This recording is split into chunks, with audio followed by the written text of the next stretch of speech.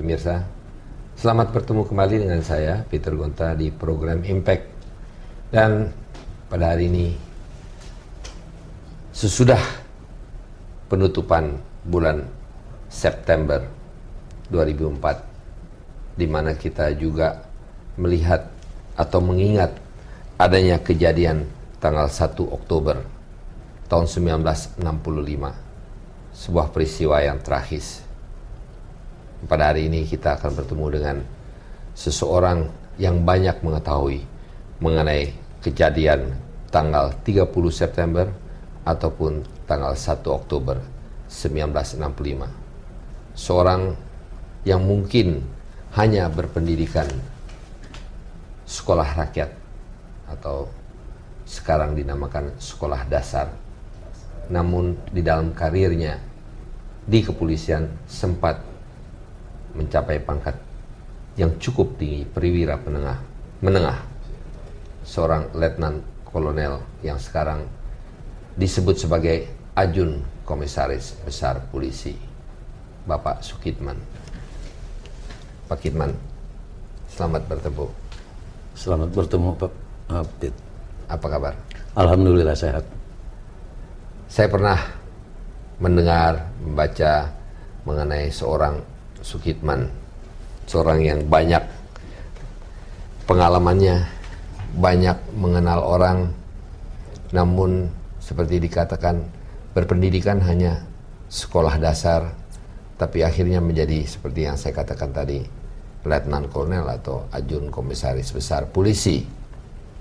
Seorang yang banyak mengetahui mengenai peristiwa tahun 1965, September 30 Oktober tanggal 1. Saya ingin mengetahui sedikit banyak latar belakang siapa Pak Kitman. Pak Kitman itu lahir di mana? Lahir di Pelabuhan Ratu, Sukabumi. Pendidikan? Pendidikan hanya sampai sekolah dasar, SR waktu itu. Namun pada akhirnya sesudah saya membaca buku dari Pak Kitman sempat menjadi letnan kolonel, perwira menengah. Bagaimana seorang yang sekolah dasar, hanya pendidikan sekolah rakyat, bisa menjadi seorang letnan kolonel? Bisa diceritakan? Nah, baik, terima kasih, Dit. Saya ini memang dari daerah, dari Pelabuhan Ratu, dengan mengenyam hanya seorang sekolah pendidikan SR. Tetapi niat saya untuk mengabdikan kepada negara, mengabdikan diri kepada negara dan bangsa, khususnya di polisi negara, yang dimana di situ ada satu kebaikan untuk masyarakat, khususnya berbakti kepada masyarakat, yaitu sebagai pelayan, pengayom, pelindung, dan pengaman masyarakat. Tersentuh hati saya sehingga saya mengikuti pendidikan sekolah agen polisi di Keramat Jati. Pada saat saya melaksanakan tugas selesai Asian Games tahun 62 ditempatkan di Seksi 8 di Kebayoran. Tapi pertama sebelum Pak Kitman menuju ke penempatan, seorang anak dari Pelabuhan Ratu ini berkelana ke Jakarta atau apa maksudnya? Mau datang ke Jakarta untuk jadi apa? Ke Jakarta ya untuk mencari pekerjaan. Tetapi ada satu panggilan untuk mengabdi kepada negara dan bangsa melalui polisi negara, di mana waktu itu daftarnya saja waktu sebutannya Hop Biru, yaitu di depan istana. Tetapi alhamdulillah mungkin dengan Hop Biru di depan istana. Oh, Kapolda itu adanya di Monas ya, di dulu. Monas dulu. Di depan. Ya, Betul. Ya, dengan niat yang tulus, mungkin dengan petunjuk yang ikhlas, akhirnya saya diterima menjadi polisi negara dididik di sekolah SPN Keramat Jati. SPN? Sekolah Polisi Negara. Kemudian pada saat selesai pendidikan melaksanakan tugas Asian Games di Senayan yang baru dibuka. Pangkat? Stadion Utama Yang Mega dengan pangkat agen polisi tingkat 2. Stripnya? Stripnya kalau sekarang mungkin di sini, kalau dulu di sini strip 1. Itu kalau sekarang nonton film India ada itu strip 1 polisi. Umur berapa? Umur 19 tahun pada saat itu. Ditempatkan di Asian Games. Ditempatkan di seksi 8 bertugas Asian Games. Di mana seksi 8 ini? Seksi 8 kalau Kalau sekarang di Jakarta ini sekarang? Jakarta Selatan Polres 704. Kemudian seperti biasa ditugaskan anggota perintis seksi 8 dengan diberi peralatan sepeda. Tahun berapa nih Pak Kitman? Tahun 63 dikasih sepeda. Dan masuk di polisi tahun? Tahun 62. Tahun 62 masuk menjadi Agen polisi tingkat 2, dapat sepeda, ditugaskan di langsung ditugaskan di stadion 8. di seksi 8. Kemudian ditugaskan oleh komandannya pada saat itu untuk menjaga daerah Senayan. Menjaga Jalan Iskandar Shah. Oh, bukan stadion utama, stadion bukan udah tahun 62. Ini udah nginjek naik sepeda nih. Kalau di Asian Games nggak naik sepeda.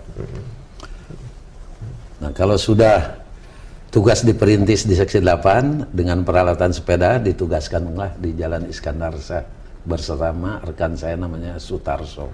Jalan Iskandar Shah di Polres atau di seksi polisi atau apa itu? Jalan Iskandar Shah itu kalau sekarang jalan yang menuju Blok M. Menjaga apa? Ditugaskan apa? Ditugaskan di guest house di mana waktu itu Wisma Iskandar Shah itu biasanya ditempati oleh Kepala Staf Angkatan Udara. Kalau pada saat itu kosong, diisi oleh tamu, dan Kepala Staf Angkatan Udara waktu itu rumahnya pindah ke Wisma Angkasa yang di Jalan Wijaya. Bapak menjaga apa di situ? Menjaga tamu negara yang akan menghadiri hari ulang tahun ABRI tanggal 5 Oktober. Kemudian Bapak berjaga di situ. Jaga. Sendiri? Berdua. Bersama dengan siapa? Dengan agen polisi tingkat 2 Sutarso. Apa yang terjadi? Pada tanggal berapa nih? Pada tanggal 30 hari Kamis malam Jumat. Namanya polisi perintis kan harus berputar keliling radius 200 meter atau 300 meter, selalu gantian kontrol. Tepat jam menjelang subuh mendengar serentetan tembakan. Ini tanggal 1 Oktober. Sudah masuk tanggal 1 Oktober. Saya permisi sama teman saya. Saya akan cek dulu, mungkin ada rampok. Dengan mengendarai sepeda, senjata US Carbine-nya ditaruh di depan. Oh, udah bawa senjata helm, nih? Sudah bawa senjata jenggel. Kemudian saya berangkat menyelusuri atau tempat serentetan tembakan. Tetapi begitu sampai di tempat kejadian, di mana ini? Di ujung Jalan Iskandar Shah itu ada jalan Sultan Hasanuddin. Kalau ke depan lagi lapangan Mabes Polri. Kalau dulu mah Jawatan Kepolisian Negara. Sampai di situ tembakan gencar. Ini dekat Sarinah Jaya kalau sekarang. Dekat Sarinah ya. Nah, depan toko serba ada Sarinah ya. Kalau sekarang mah depan pintu terminal. Terminal bus. Blok M. Blok M. Karena gencarnya suara tembakan, ada abah berhenti dari sepeda, turun dari sepeda, lemparkan senjata, angkat tangan. Karena lihat situasinya yang begitu banyak, yang begitu tembakan gencar, kemudian saya turun dari sepeda, saya lemparkan senjata, kemudian saya angkat tangan dengan todongan senjata dari kiri kanan belakang, kemudian saya didorong, diseret, dilemparkan ke dalam mobil, di mana ditaruh di kabin di samping supir di bawah. Apa Pak Kitman tadi katakan lagi suasana apa? Suasana suara tembakan gencar. Terus menerus nggak berhenti dan banyak pasukan. Berapa banyak kira-kira? Ya namanya gerombolan banyak kan, gerombolan pasukan itu kan banyak. Ada 20, 30, 40? Lebih. Mereka berdiri di jalan? Ada yang nyerbu ke salah satu rumah, ada yang kiri kanan, ada yang muka belakang. Ya mungkin kurang lebih ada 100 sampai 100 orang lebih. Naik apa mereka datang? Kalau naiknya tidak tahu, tapi di situ berjajar mobil-mobil atau kendaraan-kendaraan yang untuk dinaikin oleh gerombolan itu. Setelah itu saya sudah tidak tahu lagi karena udah langsung ditutup, diikat, sudah saya berada di dalam kabin mobil di samping supir. Truk? Bus yang saya naikin. Sepintas bus karena saya langsung ditaruh di kabin mobil, sudah nggak ingat lagi.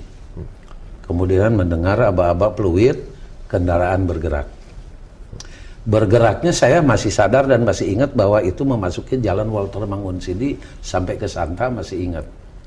Sampai ke Mampang masih ingat. Saya mau tanya, Pak, di dalam buku Pak Sukitman yang saya lihat di sini, agen polisi tingkat 2 Sukitman, ada ditulis mengenai bus yang dipakai atau truk yang dipakai yang sebetulnya di stop. Ini truk dari Artajasa, apa tuh? Di mana?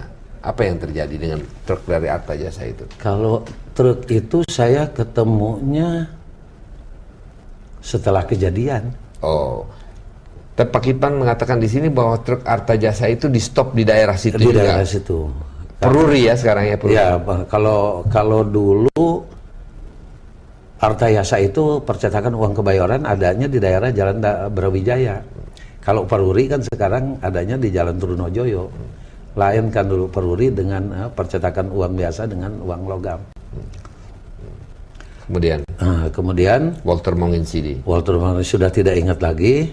Tahu-tahu suruh kendaraan berhenti, turun. Begitu turun dibuka ikatan saya, ikatan tutup mata dengan tangan. Kemudian saya diseret, tapi samar-samar mendengar kata-kata Yani wis dipateni. Yani wis dipateni. Yani Jenderal Yani. Ya, wis dipateni. Artinya jadi, telah dibunuh. Telah dibunuh mungkin ya. Jadi saya hanya Yani kan kalau tidak salah dalam hati itu kan Kepala Staf Angkatan Darat. Kemudian saya dimasukkan ke dalam tenda. Sementara ini orang strip 1 aja ya. Saya strip 1. Agen polisi tingkat 2 ya. Malah yang memeriksa saya dari gerombolan pasukan tersebut menanyakan, ini apa? Saya bilang ini Jakarta Raya dan sekitarnya. Kalau Jakarta, polisi Jakarta di sini apa namanya? Jakarta dan sekitarnya. Begitu masuk ke dalam tenda, ya remang-remang karena sudah mulai pagi, saya melihat orang-orang yang didudukan di bangku-bangku tetapi dengan terikat tangan ke belakang dan matanya ditutup. Ada juga yang di bawah, ada yang pakai baju kimono, ada yang berdarah. Tapi karena saya buru-buru dibawa lagi ditawan di depan rumah, karena waktu itu yang menangkap saya tuh melapor kepada seseorang bahwa pengawal Jenderal Penjahitan ditawan. Sebentar, ingin saya tanyakan sebentar. Tadi Bapak mengatakan di jalan Bapak berada di rumahnya Pak Panjaitan. Tembakan-tembakan itu di rumahnya Pak Panjaitan. Waktu itu saya tidak tahu rumah Penjahitan, rumah Jenderal Penjahitan nggak tahu. Waktu Pak Kitman ditangkap itu ditodong dengan senjata, Pak Kitman nggak tahu, kita ada masalah apa, rumah siapa, Pak Kitman nggak tahu. Oh, tidak tahu. Sampai di satu tempat, satu tempat ya. Satu tempat. Yang membawa saya, menawan saya lapor, pengawal Jenderal Penjahitan ditawan. Siapa itu Jenderal Penjahitan? Tidak tahu. Dibawa, ditaruh di depan rumah. Di teras rumah itu ada bangku-bangku sekolah dan papan bor. Tidak lama kemudian sudah terang melihat kerumunan-kerumunan yang menamakan dirinya sukarelawan dan sukarelawati. Tetapi orang itu adalah pemuda rakyat dan gerwani dengan kelengkapan senjatanya saja sudah melebihi dari ABRI. ada yang pakai AK, ada yang pakai Get Me, karena saya duduk itu pakai senjatanya Get Me. Padahal itu dia bukan tentara, adalah sukarelawati. Kemudian saya ingin menanyakan, sebentar saya ingin menanyakan. Pada waktu Pak Kitman sampai di tempat tersebut, langsung tutup mata dibuka, tangan dilepas juga, biasa bebas. Kemudian Pak Kitman disuruh apa? Masuk tenda. Suruh duduk aja di dalam tenda itu? Enggak, hanya melapor sebentar. Pak Kitman yang melapor kepada siapa? Dia yang nangkep.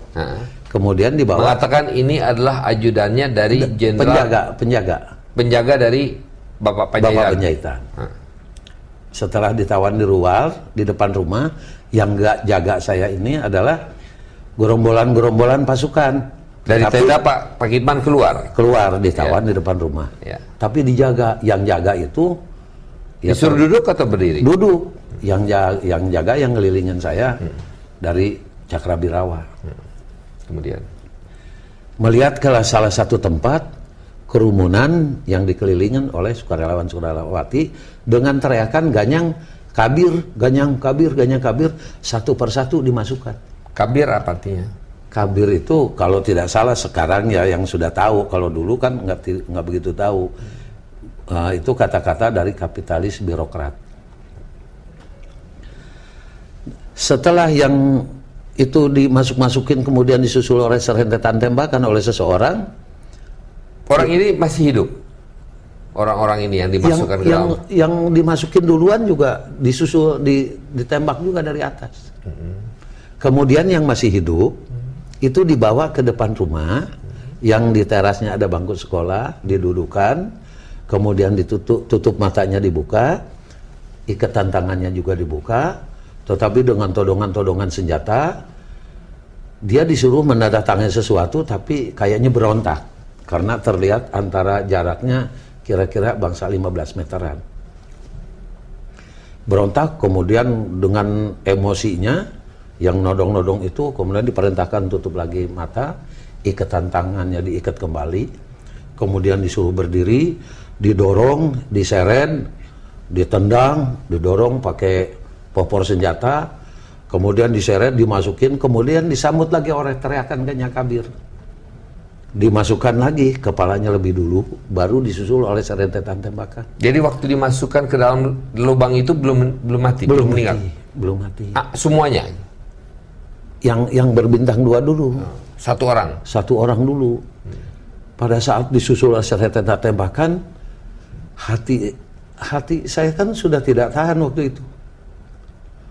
Mungkin giliran saya.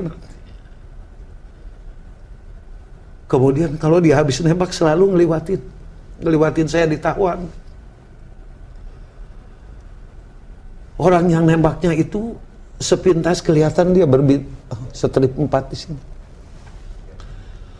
Tidak lama lagi dia dipanggil lagi, dorong lagi, seret lagi, masukin lagi.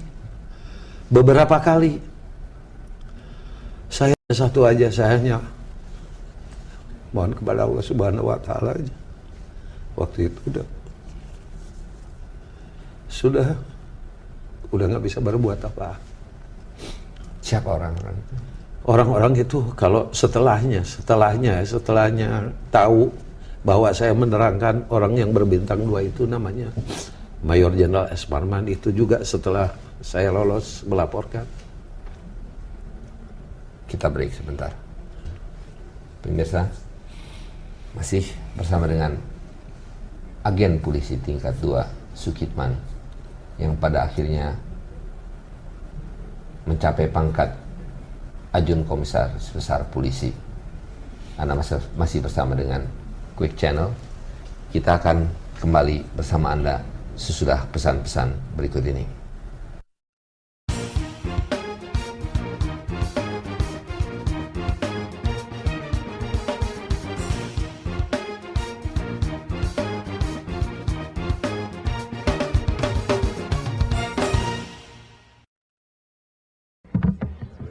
It is the sound of midnight, the sound of blue, of passion.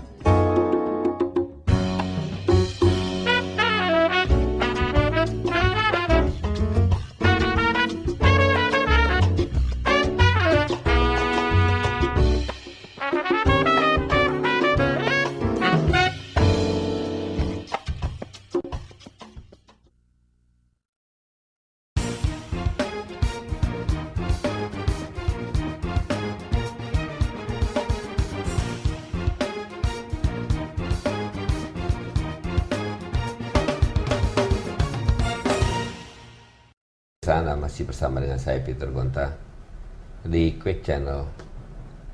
Saya sampaikan juga bahwa acara ini dapat diterima di beberapa stasiun TV di daerah. Dan pada kali ini kita masih bersama dengan Ajun Komisaris Besar Polisi Sukitman. Pak Sukitman, sesuatu yang emosional sekarang sebetulnya kita terpaksa jedah sebentar karena saya melihat Pak Kisman ternyata sangat satu pengalaman yang mungkin susah sekali dan tidak bisa dilupakan. Bukannya hanya susah, apapun tidak bisa dilupakan. Kita berbicara sebetulnya mengenai masalah G30S dan pembunuhan daripada jenderal-jenderal, yaitu antara lain adalah Jenderal Ahmad Yani, Jenderal D. Panjaitan, Jenderal Haryono, Suparman, Sutoyo, kita juga ada Tendean, dan kita juga ada beberapa lagi ya, Suprapto kalau tidak salah. Pak Kitman tadi mengatakan bahwa mereka yang masih duduk itu ada beberapa orang, 4 atau 5 orang, kata Pak Kitman. Siapa yang duduk pada saat itu? Siapa yang sudah masuk di dalam lubang tersebut dan siapa yang belum masuk di dalam lubang tersebut? Mungkin waktu itu saya tidak tahu ya, tapi setelahnya. Ya, setelahnya. Setelahnya baru tahu yang dengar Yani wis dipateni. Pak Panjaitan dengar ditembakin rumahnya waktu saya ketangga. Kemudian Pak MT Haryono, mungkin itu lebih dulu. Pak Panjaitan meninggal di rumahnya. Di rumah. Jadi pada waktu Pak Kitman itu dibawa ke tempat tersebut, itu bersama-sama dengan jenazah Pak Panjaitan atau beliau tidak? naik truk Artayasa itu. Oh. Truk Artayasa. Pak Kitman naik bus? Naik bus dibawa. Jadi satu rombongan? Satu rombongan ke sana. Hanya waktu itu tidak tahu bahwa Ya. itu siapa itu jenderal itu siapa ya? Ya Pak Kitman juga masih masih gelap polisi lawan. tingkat 2 paling bawah, masih naik sepeda lagi ya. Baik, kemudian beliau itu sudah dimasukkan pada waktu Pak Kitman sampai di situ, sudah dimasukkan ke dalam lubang. Belum. Kita sebutkan aja lubang buaya ya, itu namanya. Sumur lubang buaya. Sumur, di dalam sumur itu. Belum. Masih ada di tenda. Tapi Pak Panjaitan sudah meninggal kan? Sudah. Ya. Hanya yang 5 orang atau 4 orang yang lain belum. Belum. Ya. Dia juga di dalam tenda tadinya. Siapa? Itu yang colentang penuh darah. Oh, yang jenazah itu semua di dalam tenda. Di dalam tenda. Bersama dengan 4 orang yang lain yang itu. diikat-ikat. Nah, jadi ada Pak Yani, MT Haryono dan Pak Panjaitan yang sudah meninggal di dalam tenda. Itu dimasukkan lebih dulu. Itu. Lebih dulu. Kemudian yang masih hidup, kayak tadi itu satu persatu dibawa ke depan rumah, yang ada bangku-bangku sekolah karena rumah itu ada terasnya untuk sekolah juga di sana, sekolah orang kampung sana. Ada papan bor segala, itu satu persatu terus berlanjut. Apa yang dilakukan dia, apa yang dikerjakan oleh dia, saya lihat dengan mata kepala sendiri. Karena waktu itu mungkin ada petunjuk ya, bahwa saya harus melihat ke arah situ. Kemudian karena selalu disusul oleh serentetan tembakan, perhatian saya langsung tertuju ke situ. Yang jaga saya waktu itu dari anggota-anggota Cakra ini, hanya mengatakan begini, kamu tidak usah takut-takut. Kita pengawal dan pengaman presiden. Beli kaosin ngeliat pun sudah tidak bisa, kata beli kaosin ngeliat pun sudah tidak bisa. Tapi orang-orang ini, jenderal-jenderal ini, yang menamakan dirinya Dewan Jenderal, jam dindingnya aja dari emas. Karena kata-kata dari yang jaga saya dari Cakra ini nggak begitu saya mengerti, nggak begitu konsen gitu ya.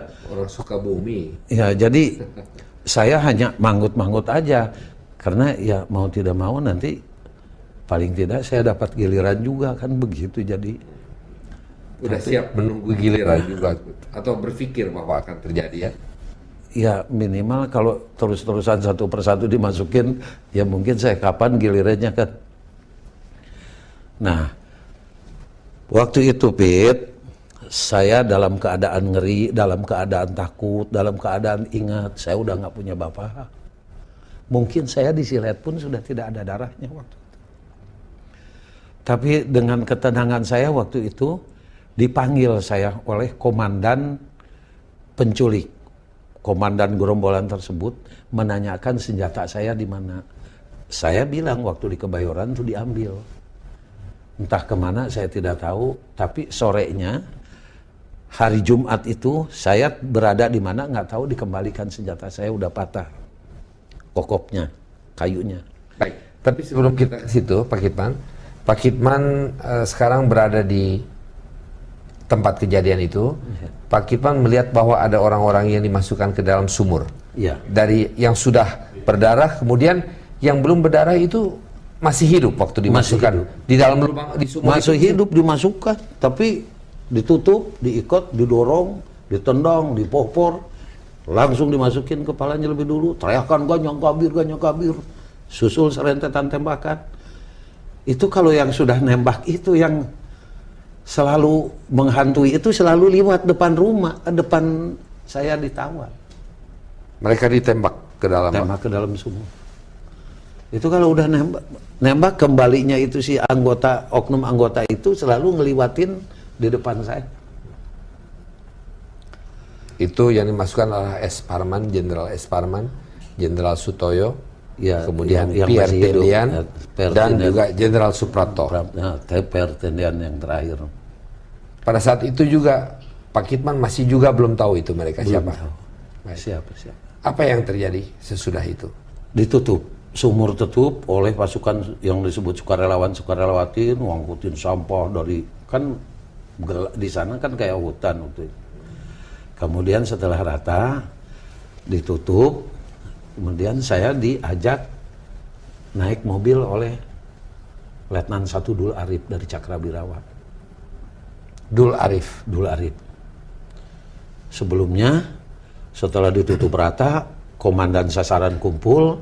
Kalau sekarang kalau tempat upacara itu dulu tempat tenda-tenda. Komandan sasaran kumpul, dikasih datang komandannya yaitu yang namanya Letkol Untung. Karena saya dengar dari yang jaga itu Letnan Kolonel Untung.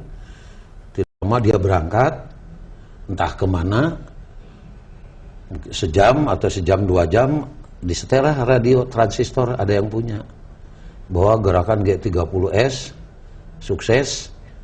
Yang mendukung dalam gerakan G30S, prajurit atau ABRI akan dinaikkan pangkat 1 tingkat, yang aktif dalam gerakan tersebut akan dinaikkan pangkatnya 2 tingkat. Maka pasukan yang ada di sana bersalam-salaman sambil teriakan sukses. Kemudian Pak Kitman diapakan? Setelah itu, setelah senjata saya kembalikan, saya diajak naik jeep. Jeepnya Untung. Jeepnya Letkol Untung, ya. Tapi supirnya namanya Kopral Iskak. Berangkat, tapi diikutin oleh truk-truk dengan penuh pasukan menuju ke daerah Halim Perdana Kusuma. Masuk ke daerah Halim, kemudian di pos penjagaan di stop oleh, ya kalau di sininya banyak bunganya pati lah. Entah pembicaraannya tidak tahu karena saya di dalam jeep. Kemudian jeep ini dengan pasukan-pasukan berangkat, kalau tidak masuk ke yang ada sekarang, kalau tidak salah ada lapangan golf, masuk terus ke belakang, akhirnya kelihatan mendekati daerah Kalimalang. Pasukan di-drop ke daerah luar, ke daerah Gedong Penas, kemudian kembali lagi di lapangan, kemudian truk-truknya dijejerkan, pasukannya disebar, saya tinggal berdua Kopral Iskak di situ. Malam Sabtu, sudah malam nih, hari Jumat malam, Kopral Iskak ini ngajak saya tanya kemana, ke Lubang Buaya. Jadi malam Sabtu baru tahu tempat tadi seharian itu namanya Lubang Buaya. Keluar naik jeep Cililitan, Keramat Jati, baru saya sadar, oh ini Keramat Jati tempat pendidikan saya, agen polisi. Terus Pasar Hek, belok kiri, masuk, ada belok kanan sawah, kebun karet, terus ngambil nasi di posko yang tadi pagi tempat saya ditawan. Naikin nasi, kembali lagi liwat Halim, kembali lagi ke sana, bagi-bagi nasi sampai ke Gedung Penas, balik lagi ke lapangan, di mana di situ malam Sabtu itu saya tertidur. Hari Sabtu pagi, pasukan yang tadinya pakai jaket coklat, pakai coklat-coklat sudah berubah menjadi pakaian loreng-loreng. Tapi kelihatannya sibuk. Sibuk, ada yang lari ke sana, ada yang ke sana kemari. Sampai jam 1, jam 2. Pak Kipman masih pakai seragam polisi ini? Masih. Karena lihat sibuk semua ini pasukan ke sana kemari, saya ditinggal, masuklah ke kolong truk. Karena panas masuk ke kolong truk.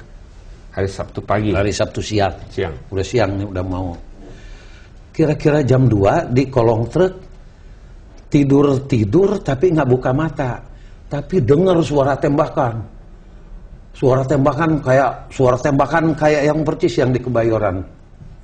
Ramai gitu, tembakan gencar. Tapi nggak mau buka mata. Tiduran aja di kolong truk. Sadar-sadar dibangunkan oleh Cakrabirawa 4 angkatan yang sudah pakai pita putih. Sadar saya begitu bangun melihat tentara yang pakai pita putih, wah ini mungkin dari Palang Merah Indonesia, nggak bakalan, karena ada pelajaran dulu di polisi, kalau sudah Palang Merah datang keadaan perang juga nggak bakalan dibunuh tawanan itu. Nah disitulah prinsip saya nggak bakalan dibunuh karena dia sudah pakai pita putih Palang Merah. Ternyata waktu itu Cakrabirawa dari 4 angkatan dan diikutin oleh pasukan yang lain. Yang pertama yang meriksa saya mayor dari polisi Mayor Jiman, Kapten. Kalau dari tentara Mayor Eko. Kemudian dari Angkatan Udara sama Laut saya tidak begitu kenal karena masih bintara-bintara. Tetapi dari Cakrabirawa yang sudah pakai pita putih. Pada saat membangunkan saya bilang, saya polisi. Waktu gerbagan di Kebayoran saya dibawa. Kemana? Ke Lubang Buaya. Tahu jenderal-jenderal dibunuh? Nggak tahu, hanya ada kabir-kabir dimasukin dalam sumur. Nah, oleh beliau ini dikasih pita putih dibawa. Pak Kipman dibawa? Dibawa. Kemana? Ke markas Cakrabirawa. Di mana? Markas Cakrabirawa, kalau sekarang jadi Binagraha. Itu malam Minggu, saya diperiksa oleh Letnan Kolonel namanya Ali Abram. Ali Abram yang penting meriksa saya itu Letnan Kolonel dari Cakrabirawa. Sampai dia menerangkan, kamu orang Indonesia diculik Belanda, sekarang kembali ke Indonesia, terangkan apa yang kamu lihat dan kamu alami di sini. Mengapa? Ya saya kan bingung juga, di sana yang nangkep saya ngasih makan, ini yang nangkep saya juga ngasih makan. Jadi sampai dijelaskan begini, waktu itu keadaan bingung sayanya. Sampai dia menjelaskan begitu. Pak Kipman jelaskan semuanya? Jelaskan apa yang dilihat, yang dialami. Pada saat saya menerangkan orang yang berbintang 2, dia gebrak meja. Itu bapak saya, Mayor Jenderal S. Parman. Jadi malam Minggu itulah baru tahu yang dimasukin ke dalam sumur itu adalah jenderal-jenderal, termasuk Pak Tendian ajudannya Pak Jenderal Nasution. Saya tidak mengerti, karena Pak Kipman mengatakan dari Lubang Buaya, Pak Kipman dibawa ke Halim. markas Cakrabirawa. Dari Halim dibawa ke markas, itu hari Sabtu ya? Hari Sabtu. Pak Kipman belum dilepas oleh gerombolan-gerombolan ini? Kabur, gerombolan itu kabur. Oh. Ditinggalin saya sendiri di kolong truk. Oh, ini yang tadi Pak Kipman tidak jelaskan. Iya. Pak Kipman ditinggal sendiri di kolong truk. Sendiri kolong truk. Terus karena sendiri pergi. Naik apa? Enggak. Saya di kolong truk. Ya. Pasukan yang saya ikutin yang dari mulai malam sampai pagi sampai siang, karena didengar tembakan waktu Halim diserbu, diserang oleh RPKD artinya dengan Siliwangi. Ini pasukan yang saya ikutin ini saking ketakutannya kabur semua. Yang dipimpin oleh Letnan Jadi Halim. yang diserang itu Halim, bukan Lubang Buaya di Halim ini ya. Halim. Ya. Kemudian Pak Kitman dibawa ke Binagraha oleh siapa? Oleh Cakra 4 angkatan yang mencari jejak pasukan. Cakrawirawa juga. Jadi Cakrawirawa yang sudah pakai pita putih yang murni. Oh, jadi Cakrawirawa ini ada dua. Ada dua, yang menculik, yang membunuh. Ada juga Cakrawirawa yang mencari jejak pasukan yang terlibat gerakan G30. Jadi Cakrawirawa ini ada dua. Bukan tidak berarti bahwa semua Cakrawirawa ini terlibat. Ada yang terlibat, ada yang tidak terlibat. Ada. Yang tidak terlibat membawa Pak Kitman ke Binagraha. Markas Cakrawirawa. Yaitu Mayor Eko, Kapten Jiman polisi, ada laut, ada udara. Baik. Sampai di Binagraha. Sampai di markas Cakra. Cakra diperiksa. diperiksa. Pada saat saya menerangkan orang yang berbintang 2, Letkol Ali Ibram itu bergebrak meja bahwa itu Mayor Jenderal Suparman. Satu persatu kedengaran, oh si Anu. Tapi sebelum saya menerangkan orang yang berbintang 2, tadinya juga saya nggak tahu bahwa itu jenderal-jenderal putra-putra bangsa yang terbaik sebagai seorang jenderal yang waktu itu ya berkedudukan tinggi di Angkatan Darat. Kemudian Pak Kitman sesudah interview itu atau wawancara itu atau diperiksa itu, Pak Kitman malam minggu, terus Pak Kitman kemana? Tidur di situ, Pak, di markas Cakrawirawa. Pagi-pagi hari Minggu dijemput, dipinjam katanya, dipinjam agen polisi Sukitman, diambil untuk dihadapkan kepada Pangdam 5 Jaya. Pada saat itu adalah Mayor Jenderal Umar Wiradikusuma. Dibawa menghadap ke Mayor Jenderal Umar Wiradikusuma yang sempat sampai menjadi wakil presiden Republik Indonesia. Kemudian setelah beliau membaca laporan yang tadi malam dibuat, dia percaya kepada kamu karena kamu sudah jadi ABRI waktu itu kan, udah jadi AKRI kan, Angkatan Kepolisian Republik Indonesia udah dirubah. Saya percaya penuh pada kamu. Kemudian saya ditunjuk dibawa mengikuti Mayor Subardi. Subardi itu ajudannya Jenderal Ahmad Yani. Dari markas Kodam Jaya, dari tempat Pak Umar Wiradikusuma, saya dibawa menuju Jalan Lembang. Diketemukan dulu dengan ibunya, keluarganya, bahwa ini akan menunjukkan, polisi ini akan menunjukkan di mana bapak-bapak yang dimasukkan dalam sumur. Jalan Lembang itu ibu rumah Pak Yani yang waktu Ibu Yani. Yang waktu itu darahnya juga masih banyak, darahnya Pak Yani. Dari situ dibawa ke Jalan Saharjo. Waktu itu Jalan Saharjo, kalau sekarang sudah Tebet. Sekarang udah jadi apa? Gedung Balai Sudirman. Udah. Dari situ langsung dibawa ke Cijantung. Turun dari mobil dihadapkan kepada Kolonel Sarwaidi Wibowo, Komandan RPKAD. Laporan yang tadi malam yang dibuat sudah ada di beliau. Hanya saya tinggal ke papan bor untuk menggambar ini Pasar Hek, ini sampai ke lokasi. Maka dengan pasukan dari anggota beliau, waktu itu Kapten Urip, Mayor Seisi Santoso, dan lain sebagainya, bergeraklah dari markas RPKD sampai Pasar Hek naik mobil, dari Pasar Hek jalan kaki. Disitulah saya baru mendengar pasukan RPKD mengatakan berbanjar, sebar lebar, dan lain sebagainya. Itu suatu pengalaman juga. Senjata saya ditinggal, karena memang senjatanya sudah patah di markas Cakra. Setelah masuk daerah Lubang Buaya, lewat sawah, kalau sekarang ke tempat upacara itu jalan baru, kalau yang lama lewat lagi sawah, terus baru saya menunjukkan antara rumah dengan rumah, di mana saya ditawan, di sampingnya ada sumur, saya tunjukkan. Tidak ada orang lain yang mengetahui lubang sumur itu ada di mana kecuali Pak Kitman. Padahal di situ banyak pasukan. Pasukan di sana banyak, tapi dengan aba-aba dari Kapten Urip, waktu itu Kapten Urip dari RPKD, yang ada di lokasi keluar, kalau tidak saya hancur leburkan, kata beliau ini. Maka keluarlah beberapa pasukan dari mana?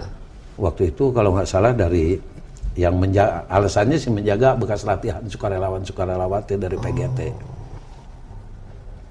Baru kita masuk, RPKD satu persatu, pohon karet segala udah dijaga, baru saya nunjukkan sumur, tempat.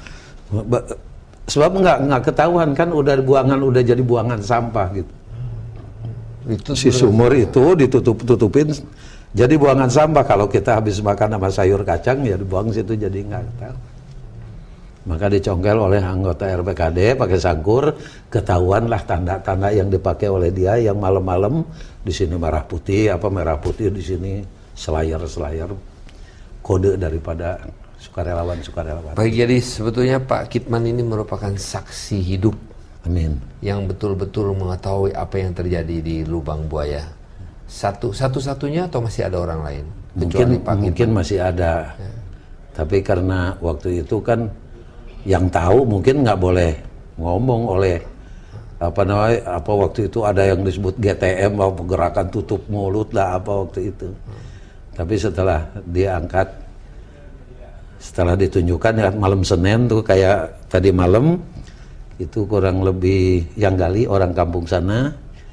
Kemudian itu malam juga saya diambil alih oleh Pak Kolonel Sarwo Edi karena sudah ketahuan tandanya oleh Pak Kolonel Sarwo Edi. Saya dibawa lagi menghadap Panglima Kostrad waktu itu, menghadap Mayor Jenderal Soeharto.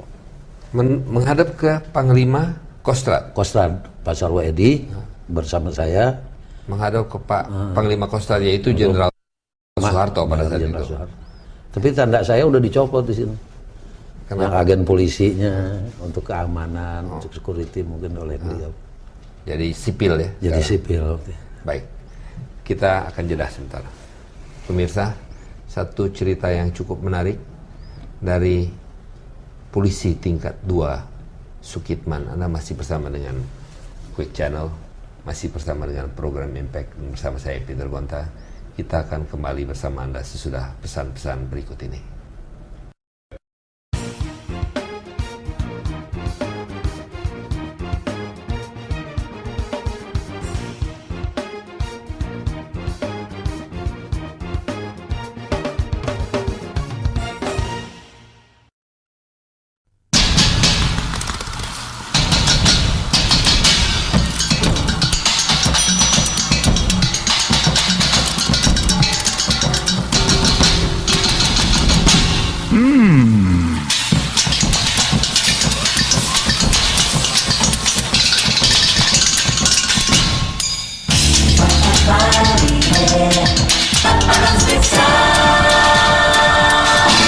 See you at Paparazzi Pizza.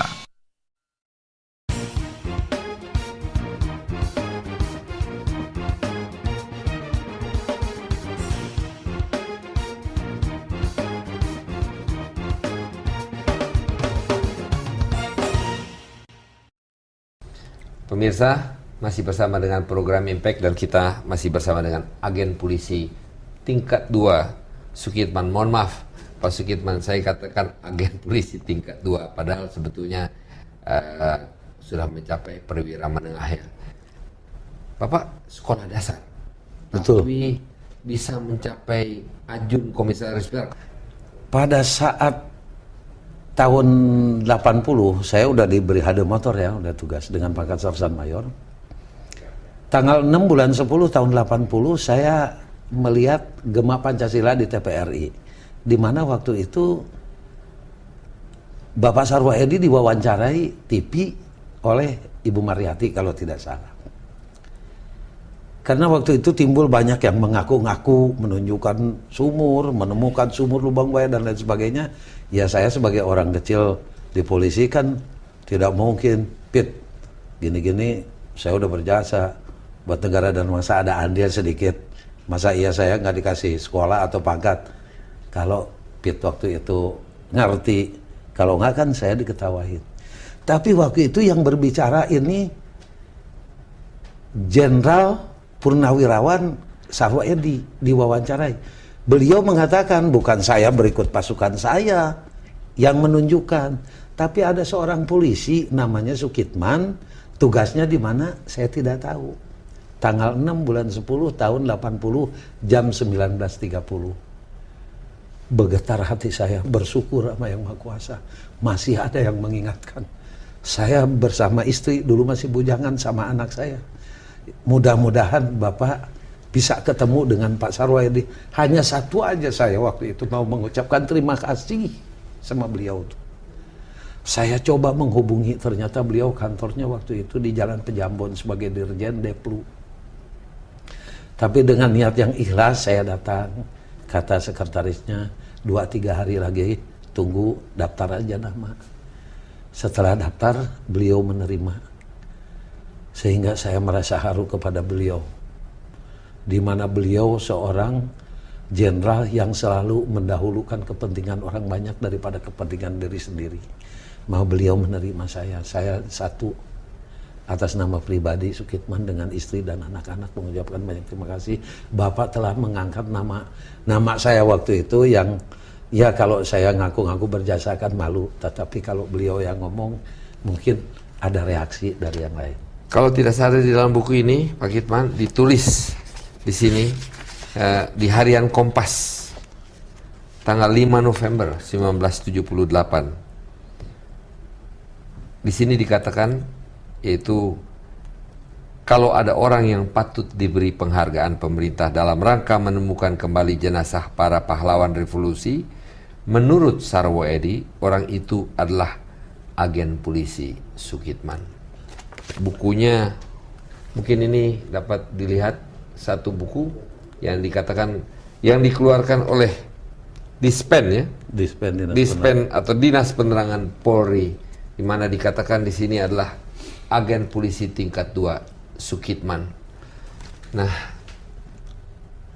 tapi pada akhirnya disekolahkan di Sukabumi. Akhirnya dari seorang yang hanya sekolah dasar bisa mencapai 2 melati. Amin. Satu kebanggaan. Syukur kepada yang di atas Allah Subhanahu wa taala. Haji Sukitman. Saya bersyukur alhamdulillah ya kepada ya masih diberikan nikmat panjang umur, ketemu Pit lagi sebagai ya sahabat, sebagai ya pembimbing saya nih, kebanyak orang dari Kebayoran, dari mana mengenal dari Menteng. Tapi beda itu Kebayoran sama Menteng, iya. Pak Kitman.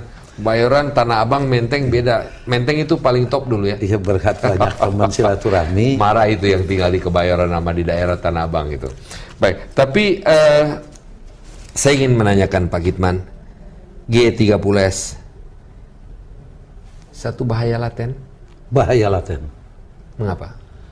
Karena kalau timbul kembali, berkibar lega kembali yang namanya aliran komunis, ideologi komunis, ini lebih berbahaya lagi. Apalah komunisme itu berbahaya? Berbahaya karena yang mananya komunis kan bahaya laten ya. Jadi harus diwaspadai oleh regenerasi yang akan datang ini. Bahaya dalam arti kata apa? Dalam arti bahaya karena kan selalu membuat keruh suasana di negara Indonesia ini. Apa pesan seorang Sukitman yang melihat dengan mata kepala sendiri apa yang telah terjadi? Apa pesan seorang Sukitman ke masa depan kepada generasi kita sekarang? Kita juga sebetulnya melihat ada satu TAP MPR ya, nomor kalau nggak salah nomor 25 tahun 1966 ya, tentang larangan ajaran komunis di Indonesia. Apakah itu sesuatu yang salah? Itu TAP MPR itu bahkan sekarang ada upaya untuk mencabut TAP MPR itu. Apa kira-kira sebagai seorang yang sekarang anggota masyarakat kecil ya, masyarakat biasa ya, rakyat biasa, apa yang Pak Kitman pikirkan? Saya hanya satu aja pesan kepada regenerasi yang akan datang, regenerasi muda. Jangan sampai terulang yang ketiga kalinya saja yang dikendalikan oleh Partai Komunis. Yang pertama kan Madiun 48, yang kedua ya tahun 65 yang saya alami sendiri.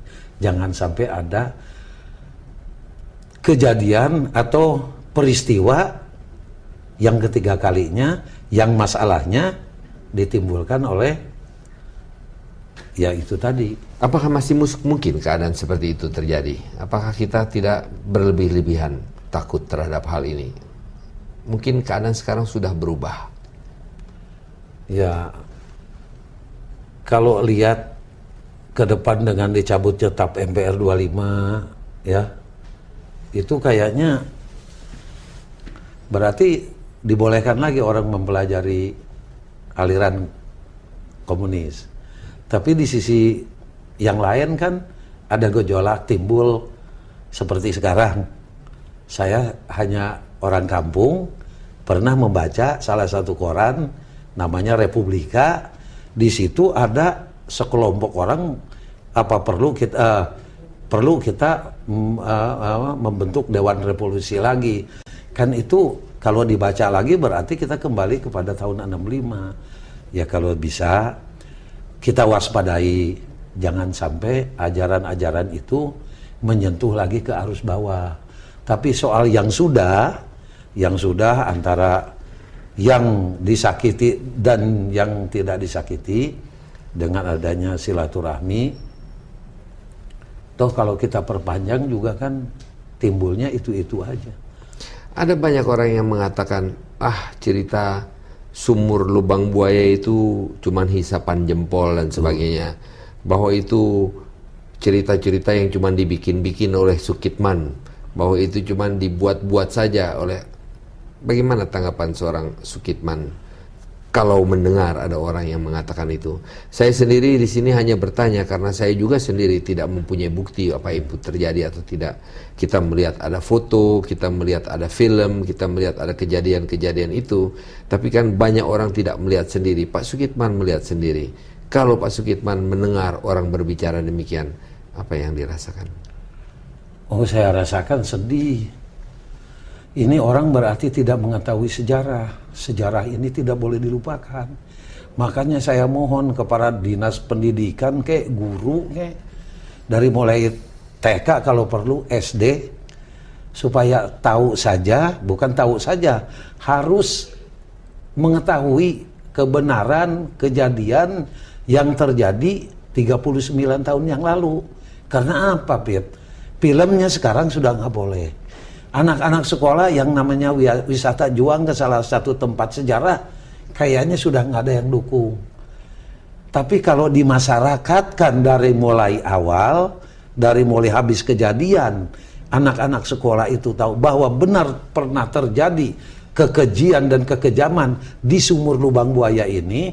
Yang jadi korbannya adalah putra-putra bangsa terbaik, seorang para jenderal di Angkatan Darat. Saya rasa nggak ada pemutar balikan itu ini. Ini kan yang ngomong kayaknya yang sekolahnya di mana, dia ngomong sampai sini, lahirnya tahun 66, ngomongnya tidak benar. Diangkat dari sumur katanya mulus. Yang 3 hari, Jumat, Sabtu, Minggu, Senin diangkat 4 hari 3 malam. Di dalam sumur. Ditutupin sampah, ditutupin lagi sama orang-orang 7. Kemudian yang ngangkatnya saya coba tanya kemarin, namanya Kapten Winanto waktu itu, sekarang udah Mayor Jenderal Purnawirawan Marinir dari Kipam. Pak, Bapak yang waktu turun ngangkat itu jenazah di dalam sumur, berapa yang bawa Bapak ini di punggung? Kan yang namanya, apa namanya? Yang untuk gas itu kan bangsa 50 kiloan, 60 kiloan, sampai 100 kilo berikut orangnya. Orang sudah 7 numpuk ke bawah, ditindih lagi, diangkat satu-satu kakinya. Masa iya mulus? Kan itu yang saya tidak terima sampai sekarang. Baik. Mungkin dari rumah juga dia diinjok, dipukulin dan lain sebagainya sampai ke tempat. Mungkin sampai sana juga di dalam tenda juga dia dihajar lagi sebelum dimasukin dalam sumur. Kok kalau diangkat dari sumur masih mulus, itu saya tidak terima. Mudah-mudahan aja orang tersebut yang mengatakannya mulus itu, ya kita serahkan aja kepada yang di atas. Bagi saya, kalau sampai ada yang mengatakan begitu, saya orang Islam, saya punya akidah.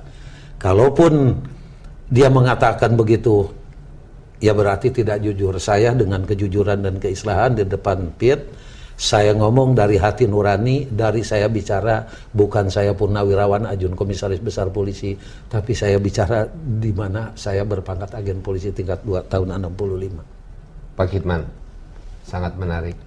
Pak Kitman sudah pensiun, sekarang cucu 6 cucu. udah kaya ya. Alhamdulillah, Pit. Udah haji lagi tuh. Pit, udah. Saya lihat satu kehidupan atau satu sejarah atau satu pengalaman yang tidak banyak orang lain bisa menceritakan hal yang sama. Sekarang tinggal kembali ke Sukabumi? Tidak, saya tinggal di Depok, di Mertua Indah. Masih ada mertua, masih hidup? Masih komandan peleton dulu kan, brigadir. Oh. Kenal. Pak Salam, brigadir polisi. Oh, brigadir polisi Pak Salam. Pensiun cukup? Alhamdulillah. Perlu dinaikkan ya pensiun-pensiun dari Kalau purnawirawan. pemerintahan yang baru nih, Kalau ada anggarannya. Kalau kita semua bayar pajak, iya. kita semua bisa menaikkan pensiunan daripada purnawirawan. Pak Kitman, terima kasih atas kedatangannya. Selamat dan semoga kita dapat berjumpa lagi di kesempatan yang berikutnya. Terima kasih, Pit. Terima kasih. Salam kembali buat keluarga. Terima kasih. Demikianlah pemirsa pertemuan kita yang cukup unik bersama dengan agen polisi tingkat 2 mengakhiri karirnya sebagai Letnan Kolonel atau Ajun Komisaris Besar Polisi. Semoga cerita, semoga pengalaman dari agen polisi tingkat 2 Sukitman ini menjadi bahan masukan bagi kita semua. Dari saya, Peter Gonta, program